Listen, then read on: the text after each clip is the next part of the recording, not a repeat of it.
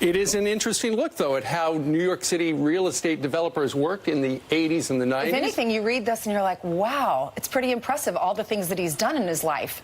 It's beyond what most of us could ever achieve. In his mind, he is wildly successful.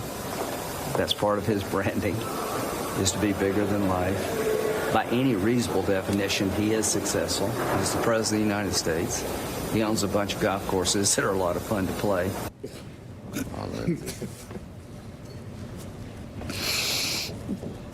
Oh my God! No. Oh my God! How do they do that? I don't know how they do. Yeah. You ever see that? You just know people, and it just becomes surreal. You know, a bunch of golf. The turnaround that Senator Graham has made on the president. I mean, he does run a good golf course, apparently. So that John McCain. John McCain. I mean, along with Lindsay, with some of the president's allies trying to spin it, weighing in on the New York Times bombshell report that Trump lost more than $1 billion over the course of the decade. So I'm just curious. I said that he lost. He's done a lot. People are trying their best, I guess. I mean, he lost $1 billion over a decade. I guess I could. I mean, give me, if I have access, I guess I could. If that's an accomplishment, somebody give me $1 billion. And that's not a hot take or a perspective or a spin. That's reading tax documents and saying that Donald Trump lost more money than any individual for a period of time than anyone in the United States of America. Well, that's hard. I just don't know how you could look at that if you're being intellectually honest, and I know they're not, and say that's a successful. The thing guy. is, he got in current dollars. His dad gave him $415 million. Gave him $415 million. He went through all of that, right?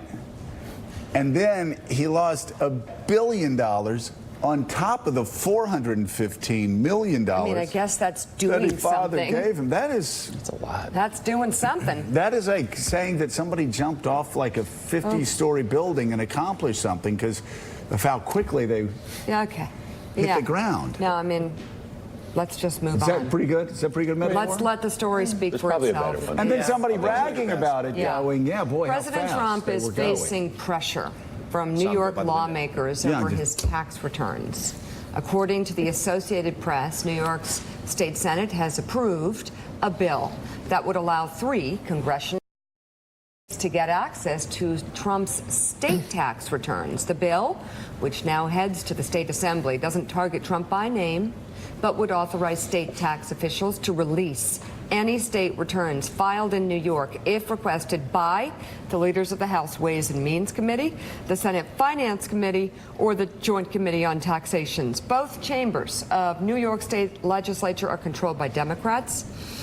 At the same time, New York's state Senate has also passed a bill that would exempt New York's so-called double jeopardy law from cases involving presidential pardons. If signed into law, it would allow state prosecutors to pursue charges against any aide to Trump who may be pardoned. So, Ben Wittes, we have 2 things to talk about coming out of New York State. Let's start with the second. Does that sound like that passes constitutional muster? So it's a complicated thing. You know, the parameters of sort of dual sovereignty in the double jeopardy context is you know, currently before the Supreme Court, actually. This will be a big deal only if the president pardons somebody who could face trial in New York separately. And so it's a bit of a hypothetical question. Look, the much bigger deal is the first bill. Tell us about the tax returns. What are the implications of that, and can Trump stop that legally? Right. So if you think about your own tax return, your state return is generally built off of your federal return. That is, it incorporates a lot of the same data. A lot of it, is actually based on how the federal, what data you created for your federal return. And so the idea that the state of New York is on tax data that is substantially similar to the very data that the IRS refuses to give to Congress is a pretty intuitive one, and it seems like a fairly simple matter from a New York legislative perspective to say, hey, if the IRS won't give it to you, all you have to do is ask us. And I suspect there is probably no legal impediment to New York doing that, although I have no doubt that Donald Trump will try to find one, or at least will assert one. But I suspect this is within the sovereign power of the state of New York to make its own decisions about how it wants to handle tax return data, New York State tax return data. I've got to say, Julia, I never saw this coming. I mean, that's going to be, by the way, my memoir. Never saw that coming. But I never saw this coming. It is so simple. Of course, there is a federal statute that Steve Mnuchin and the Treasury Department is in violation of.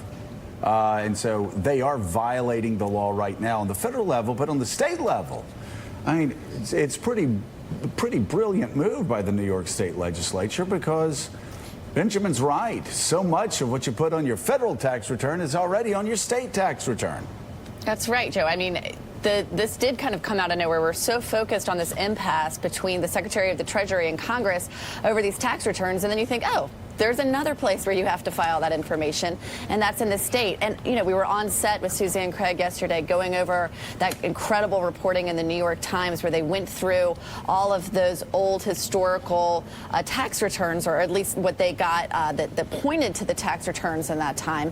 What I think is so interesting, and what this could get at, is the question of where Donald Trump got money that kept him afloat during the financial crisis, when no lend around 2008, 2009, and he continued to be able to run buildings, to get loans. Where did this money come from? And so I think more than the losses, possibly more than whether or not he paid all of his taxes, although that is important, the question of where some of this money came from and were there foreign banks involved, I think that is one of the things that really gets under the skin of this president. Perhaps one of the reasons why he's drawn this red line over his finances for so long. That, and of course, it counters the narrative that he built his whole persona about long before he even came into the White House. Yeah. All right, Julia Ainsley and Benjamin Well, I've got Wittes. one more question to ask Benjamin. Julia, thank you so much.